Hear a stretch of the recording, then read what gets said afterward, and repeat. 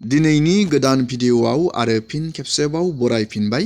दिनैनि गोदान भिडिअ'आनो जाहैबाय NSP स्कलारशिप आसामनि पस्ट मेट्रिक ST स्टुडेन्टफोरनि रां सोनायनि डेटआ दिनैमोन।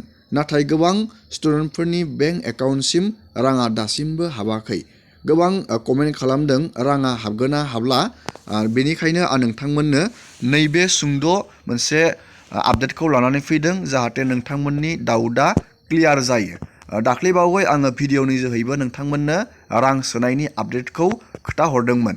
बे आपडेटआनो जाहैबाय नैबे NSP पर्टेलनि जोहैनो मोनसे गाइडलाइन बेयाव रोखायै होनानै दोनखादों ST स्टुडेन्टफोरनि आसामनि रां सोनाय बा बेनि एप्लिकेसन प्रसेस बा सोर स्टुडेन्टआ बेसेबां रांखौ मोननो हायो इलिजिबिलिटि क्राइटेरिया हिसाबै बेनि A to Z गाइडलाइनखौ होनानै दोनखादों। बेयावनो रां सोनायनि बेखौ डेटखौबो मख'नाय जादोंमोन। नोंथाङा बेखौ हारसिङैबो नायनानै लानो हागोन। नैबे थ्रि डटआव क्लिक खालामनांगोन। नोंथाङा गिबियावनो नैबे हम पेजाव फैग्रोनांगोन। नोंथाङा scholarship.gov.in नोंथाङा बेखौ सार्च खालामनानै नैबे नोंथाङा थ्रि डटआव क्लिक खालामनो नांगोन। थ्रि डटआव क्लिक खालामनानै नैबे स्किमाव क्लिक खालामनांगोन। स्किमाव क्लिक खालामनानै नोंथाङा नैबेयाव मोनसे अपसन नुनो मोनदों। स्टेट स्किमाव क्लिक खालामनानै नोंथाङा नैबे आसामाव क्लिक खालामनो नांगोन। दानिया नैबे सार्चआव नोंथाङा क्लिक खालामनांगोन। सार्चआव क्लिक खालामनानै नैबेयाव मोनसे नोंथाङा गाइडलाइन नुनो मोनगोन ST स्टुडेन्टफोरनि नैबे post matric scholarship to ST student Assam नोंथाङा नैबेयाव नुनो मोनदों। नैबे गाहायाव रोखायै मोनसे गाइडलाइन होननानै दोनदों। नोंथाङा नैबेयाव क्लिक खालामबाथाय मोनसे बेयाव PDF डाउनलड जागोन। आं नोंथांमोननो डाउनलडखौ खालामनानै नोंथांमोननो खोन्थाहरनि।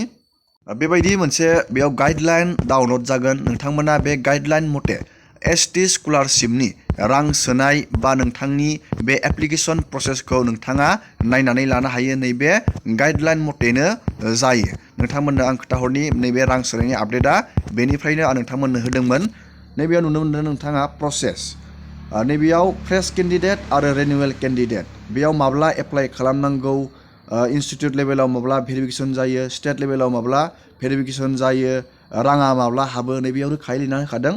फार्स्टआवनो बेयाव प्रसेसआ नैबे रेजिस्ट्रेसन फर स्टुडेन्ट नैबे 1 एप्रिलनिफ्राय 30 सेप्टेम्बरनि गेजेराव जायो। रिनिउवेलनियाबो आरो फ्रेशनियाबो नोंथांमोना नैबेयाव नुनो मोनदों।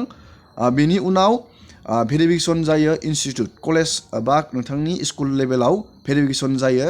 नोंथांनि बे एप्लाइ खालामनाय बे डाटाया नैबेयाव अक्ट'बराव जायो बियो। नैबे रिनिउवेलनियाबो सेम। आरो नैबे स्टेटआव भेरिफिकेसन जायो। नैबेयाव नोंथांमोना नुनो मोनदों नभेम्बर 15। नाथाय रिनिउवेलनिया नभेम्बर 15। नभेम्बर 15आव रिनिउवेलनिया रां सोनायानो जायो। नैबेयाव नोंथांमोना नुनो मोनदों डिसबार्समेन्ट अफ स्कलारशिप। नाथाय फ्रेशनिया नैबेयाव नुनो मोनदों 31 डिसेम्बर दिनैमोन। रां सोनाया दिनैमोन नाथाय राङा दासिमबो हाबाखै। नोंथांमोना नैबेयाव नुनो मोनदों रिनिउवेलनिया 15आवमोन रां सोनाया।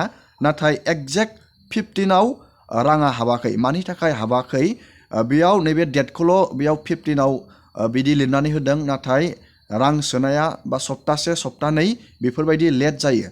15आवमोन दाख्लै रिनिउवेलनिया नाथाय 15आव राङा हाबाखै। बिनि सप्तानै थानानै राङा हाबदों। गोबां स्टुडेन्टफोरनियाव राङा हाबदों नैबे रिनिउवेल केन्डिडेटफोरनिया। दानिया जों नैबे 31 आं दाख्लैबो भिडिअनि जोहैबो नोंथांमोननो आपडेट होखादोंमोन।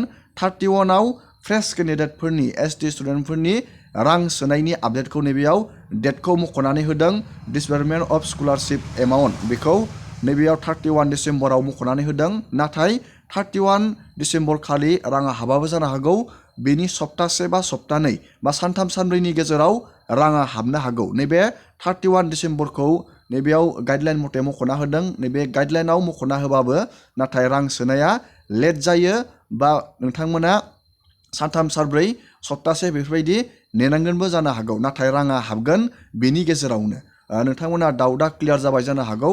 नोंथांमोना साननैसो वेट खालामबानो जाबाय। नैबेयाव नोंथाङा मोनसे अपसन नुनो मोनदों। नोंथाङा लगइन खालामनानै गावबागावनि एप्लिकेसन स्टेटासखौ ट्रेक खालामबा बेबायदि नुनो मोनगोन।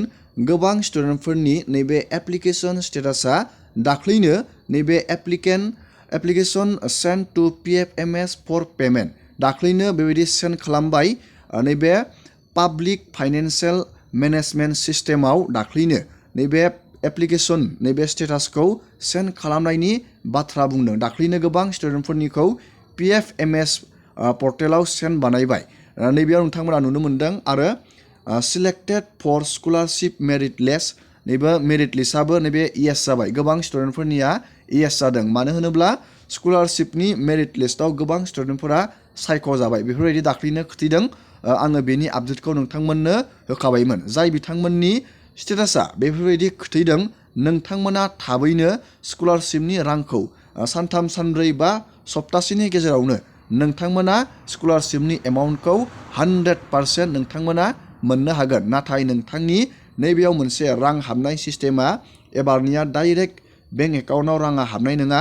नैबे एप्लिकेन्ट आधार भेरिफाइ बियो DBT लिंक जानांगोन। मानो होनब्ला आधार कार्डजों बेंक एकाउन्टजों लिंक जाथारनांगोन। अब्लासो नोंथांमोना रांखौ मोननो हागोन।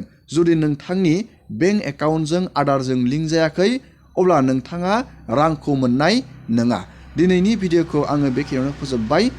नोंथांमोना भिडिअखौ नायनानै मोजां मोनोबा लाइक खालामबानो जाबाय। चेनेलाव गोदानबा चेनेलखौ साबस्क्राइब खालामबानो जाबाय। एसेनोसै दिनैनि भिडिअ।